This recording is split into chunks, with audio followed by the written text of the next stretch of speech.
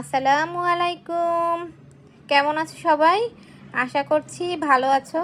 আমিও আলহামদুলিল্লাহ আল্লাহর রহমতে ভালো আছি। আজকে দেখো তোমাদের সামনে কি নিয়ে এসেছি। এটাকে পুঁই শাক, তোমরা সবাই চিনো। তো আজকে তোমাদের সাথে পুঁই শাক কাটতে কাটতে গল্প করব আর রান্না করব।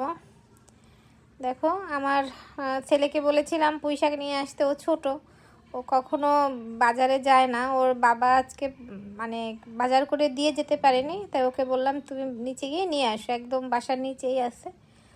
ছোট মানুষ যা পেরেছে তাই নিয়ে এসছে, তো কি আর করবো, কেটে নিচ্ছি। পুঁই শাক আমার হাজব্যান্ডের সব থেকে পছন্দের খাবার। তুমি যদি একদিকে রোস্ট পোলাও রাখো আর একদিকে পুঁই শাক চিংড়ি মাছ দিয়ে রান্না করে রাখো, সে পুঁই শাক চিংড়ি মাছটাই খাবে। তো তোমাদের সাথে কথা বলতে বলতে দেখো আমি পুঁই শাকগুলো কেটে ফেলেছি এবং ধুয়ে নিয়ে তারপরে একদম ছোট ছোট করে কেটেছি। আর ডাঁটাগুলোকে দেখো একদম চিকন চিকন করে কেটেছি। ডাঁটাগুলো কাটা তোমাদের সাথে শেয়ার করা হয়নি, যেগুলো মোটা ছিল ওইগুলোকে আমি 3 ভাগ 4 ভাগ করে নিয়েছি। আর নিয়েছি ছোট চিংড়ি মাছ। ছোট চিংড়ি মাছ দিয়ে এটা বেশি ভালো হয়। এই যে রান্না করার জন্য আমি তেল নিয়ে নিচ্ছি, কড়াইয়ে তেল দিয়ে দিব। একদম ঝোল করব না। আর আমি এই রান্নাটা কুচানো পেঁয়াজ দিয়ে করে থাকি। তোমরা কিভাবে রান্না করো জানি না। আর পুঁই শাক অনেক রকমভাবেই রান্না করা যায়। আমি এভাবেও রান্না করি, অনেক রকমভাবেই রান্না করি। আজকে তোমাদের সাথে শেয়ার করছি কুচানো পেঁয়াজ দিয়ে, মানে খুব একটা ঝোল না। এই যে পেঁয়াজটাকে আমি একটু হালকা নরম করে ভেজে নিব, তবে একদমই লাল লাল করব না, একটু নরম হয়ে আসছে। এখন আমি চিংড়ি মাছটা একটু পেঁয়াজের সাথে ভেজে নিব। যে দেখো চিংড়ি মাছটা দিয়ে দিলাম, হালকা একটু ভেজে নিব, বেশি সময় না।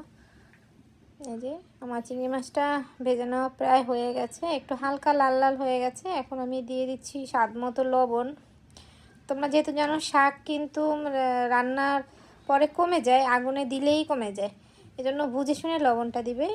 আর একটু দিব মরিচের গুঁড়া আর সামান্য একটু হলুদের গুঁড়া, আর দিয়ে দিব কয়েকটা কাঁচামরিচ। এটা তোমরা তোমাদের টেস্ট অনুযায়ী দিবে, যে যেরকম ঝাল খেতে পছন্দ করো সেরকম দিবে। যখনই ভয়েস ওভার দিতে যাই তখনই বিমানগুলো যে কোত্থেকে আসে বুঝতে পারি না। এই যে মশলাটা একটু কষিয়ে নিলাম, কষিয়ে নেওয়ার পরে দিয়ে দিলাম প্রথমে ডাঁটাগুলো। যেহেতু ডাঁটাগুলো একটু শক্ত শাকের থেকে, এজন্য ডাঁটাগুলোকে একটু আগে দিয়ে নিতে হবে, তা না হলে কিন্তু পারফেক্টভাবে সিদ্ধ হবে না। এই যে ডাঁটাগুলোকে আমি একটু কষিয়ে নেওয়ার পরে দিয়ে দিব শাক। আমি সবগুলো শাকই দিয়ে দিচ্ছি। এই যে দেখো শাকগুলোকে একদম ছোট না বড় না, মিডিয়াম করে আমি কেটে নিয়েছি। কারণ বেশি বড় হলেও ভালো হয় না, আবার ছোট করে কাটলে তো ওটা ভাজি করলে যেভাবে কাটে ওরকম না, ওর থেকে একটু বড় করে কেটে নিয়েছি। এই যে ঢাকনা দিয়ে রেখে দিয়েছি কিছুক্ষণ, দেখো অনেকটাই নরম হয়ে আসছে। এখন আমি একটু নাড়াচাড়া করে দিব যেন নিচের দিকটা উপরে চলে আসে আর উপরের দিকটা নিচে চলে যায়। তা না হলে কিন্তু দেখা যায় নিচের শাকগুলো বেশি রান্না হয়ে যায় আর উপরেরগুলো কিন্তু রান্না হয় না, তখন একই রান্নায় 2 রকমের কালার দেখতে পাওয়া যায় শাকের মধ্যে। এই জন্য একটু নাড়াচাড়া করে দিতে হবে। এই যে আবার ঢেকে দিব, আবার ঢেকে কিছুক্ষণ রাখবো, তখন দেখবে যে শাক থেকে এমনি এমনি পানি বের হয়ে গেছে। এই যে দেখো শাক থেকে কিন্তু নিজে নিজেই পানি বের হয়ে আসছে, এই পানি দিয়েই শাকটা রান্না হয়ে যাবে। আমি এক্সট্রা কোনো পানি আর ইউজ করব না।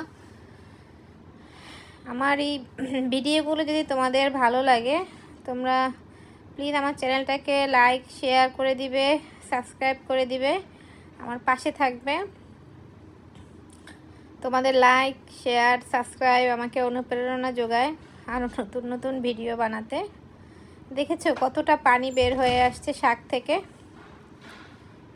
এক্সট্রা করে কিন্তু পানি দিতে হবে না। এই যে আমার শাকটা কিন্তু প্রায় রান্না হয়ে আসছে। আমি খুব একটা ঝোল রাখিনি, একটু একটু ভেজা ভেজা থাকবে।